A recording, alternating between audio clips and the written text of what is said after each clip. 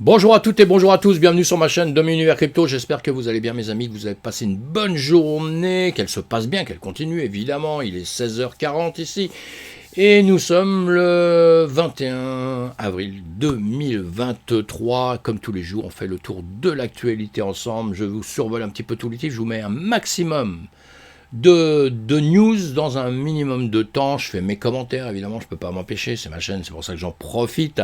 Je fais quelques commentaires et sinon je vous mets les liens en dessous justement de la vidéo, comme ça vous pouvez creuser les sujets qui vous intéressent. Il y a des sujets, je dis juste les titres parce que je fais de pub pour personne ni quoi que ce soit, pas du tout.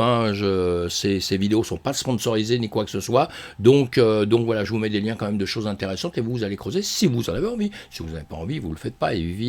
Et on n'oublie pas du tout en revanche, de cliquer sur le pouce de ma chaîne, ça me soutient, ça soutient mon travail. Ça veut dire simplement, tiens, continue, ça nous intéresse ce que tu fais. Voilà, ça veut juste dire ça, mes amis, et faites-le, ça me fait vraiment plaisir. Et si vous n'êtes pas abonné, abonnez-vous, comme ça vous verrez mes vidéos, vous aurez des petites alarmes pour les vidéos qui arrivent. C'est ça l'intérêt d'être abonné, évidemment, mes amis. Allez, j'avance, on a un BTC à 28 128, un OTH à 1916. Voilà, bon bah écoutez, on est en train de retracer un tout petit peu, on voit ça, allez, on avance un petit peu et on voit ça, on voit la guerre, et oui, la guerre en Ukraine, c'est pas terminé. J'en parle tous les jours, je lâcherai pas ça jusqu'au bout parce que chaque jour, j'ai une pensée pour eux et ça me permet, même si je pense à autre chose comme tout le monde, je pense, quand je fais ma vidéo, une fraction de seconde, ça me fait dire qu'il faut penser à des gens qui souffrent, des gens qui meurent, des familles qui vont être déchirées toute leur vie pour une putain de guerre. Et voilà, allez, S&P 500 à droite, BTC1 à gauche, et on voit l'état du marché en 4 heures. Chaque bougie représente 4 heures. On voit bien qu'on est largement en train de redescendre, de retracer un petit peu. Le BTC retrace un petit peu avant le marché traditionnel, là, malheureusement. Mais bon, allez, dans l'ensemble, il y a quand même tout un ensemble de marchés qui veut dire que n'y a pas que des bonnes news. Parce qu'on a tendance à être FOMO très rapidement. La capitalisation, évidemment, ça rebaisse un tout petit peu, évidemment, ça c'est pas bien grave. On a le BTC, le ETH, et les deux, on vient de le voir, rebaisse. Là, c'est pour vous faire voir l'ETH, qui suit le mouvement, du reste. On voit ça sur d'autres graphiques. Je vous fais des autres vidéos plus complexes où on peut voir le chemin tous les jours du BTC et de l'ETH, savoir si vous le tradez ou pas. Je donne mon avis dessus, je ne vous fais pas de conseils d'investissement, je dis juste ce que je pense et quel chemin il va prendre. Voilà. Abu Dhabi, c'est sympa. Abu Dhabi construit un cadre juridique pour soutenir l'économie décentralisée du Web3.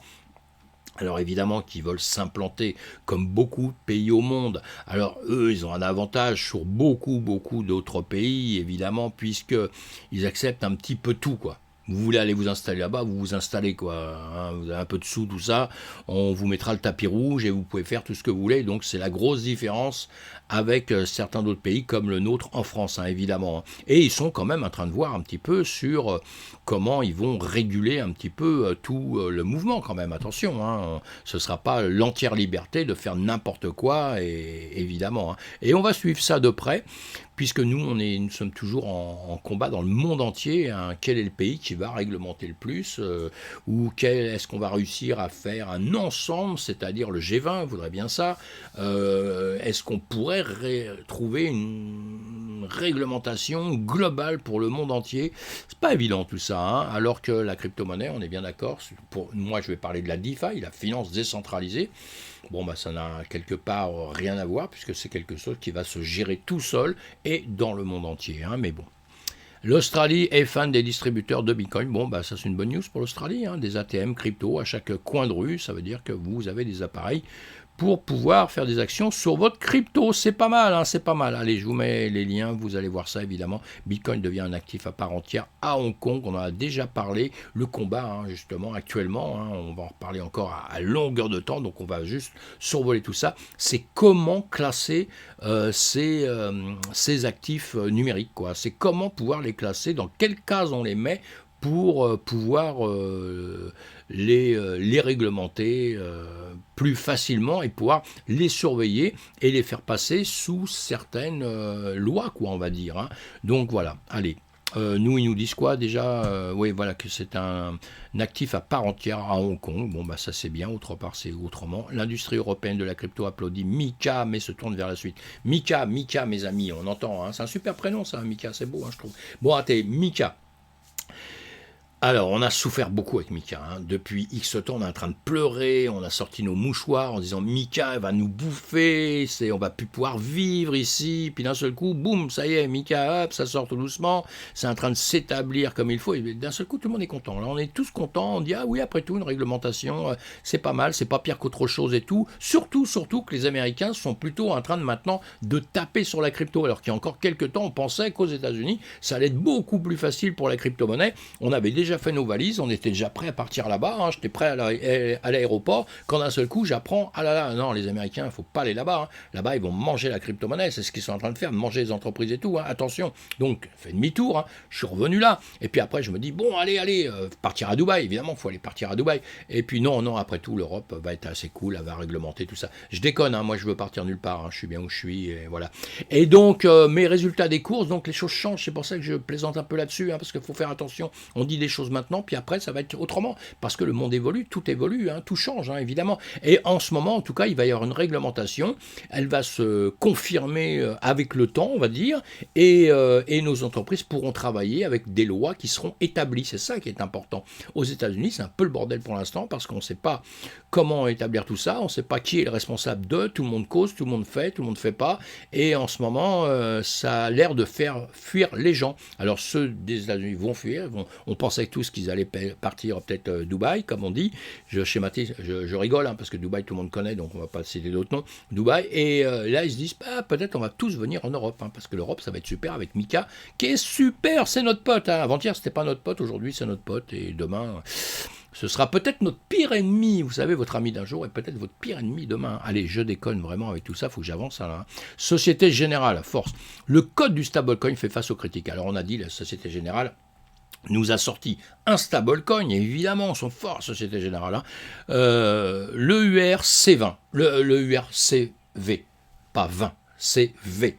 Hein, c'est Ethereum qui me fait dire RC20. Bon voilà, passons. Allez, boum.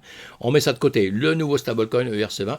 Alors, tout le monde rigole un peu, hein, parce que bon, c'est basé sur des smart contracts, évidemment. Et dans les smart contracts, bah, apparemment, il y a n'importe quoi d'écrit. Ou alors, soit ils sont cons, soit ils savent pas ce qu'ils font. Et bon, ça m'étonnerait pas. Mais soit ils savent très bien ce qu'ils font.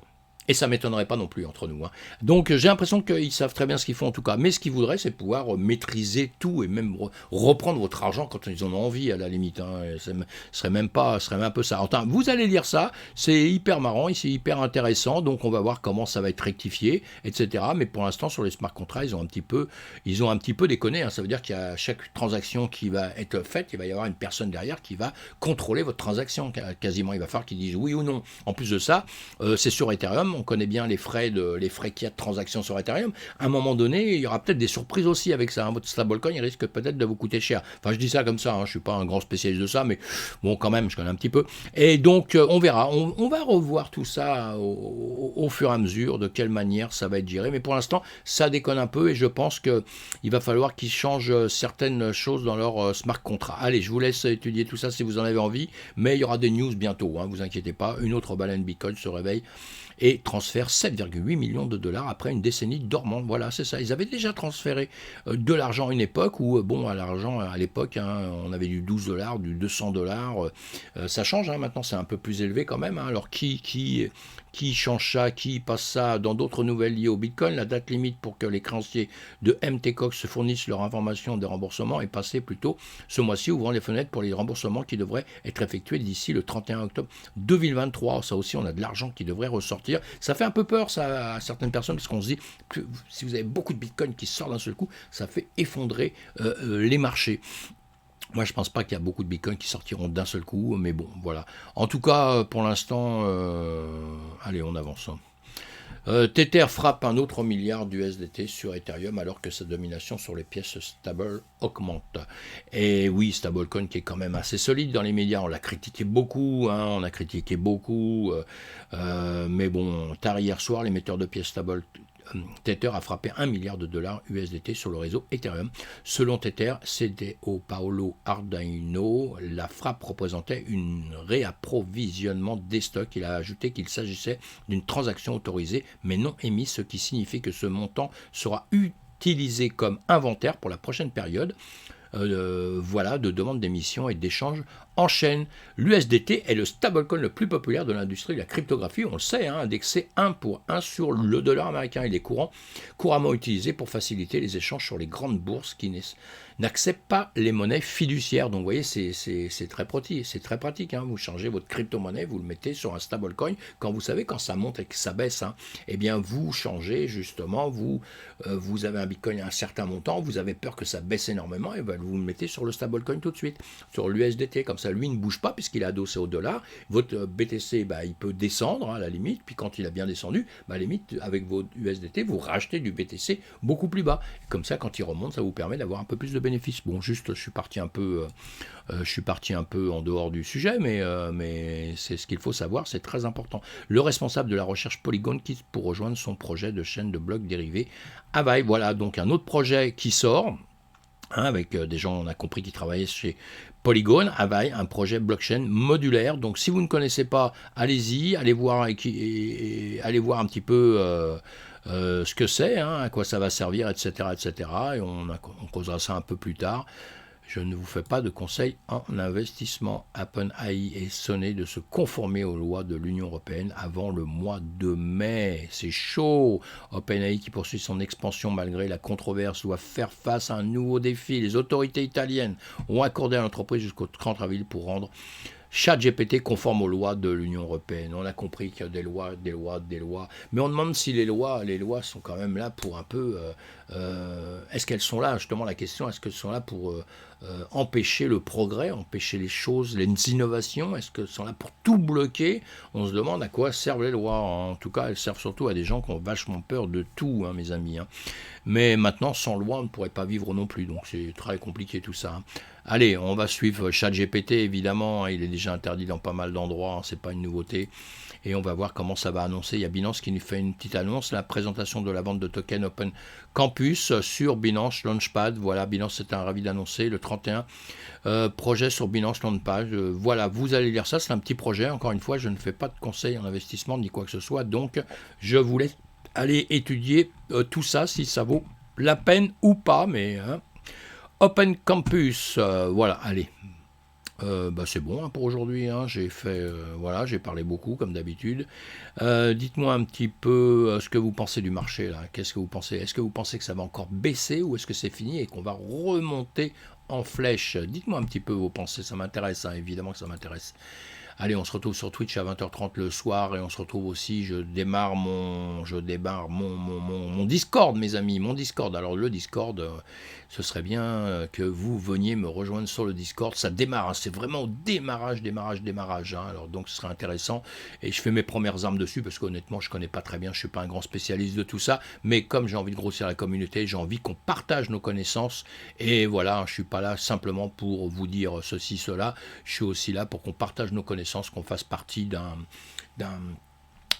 groupe dans la bienveillance, mes amis. À plus tard, bye bye.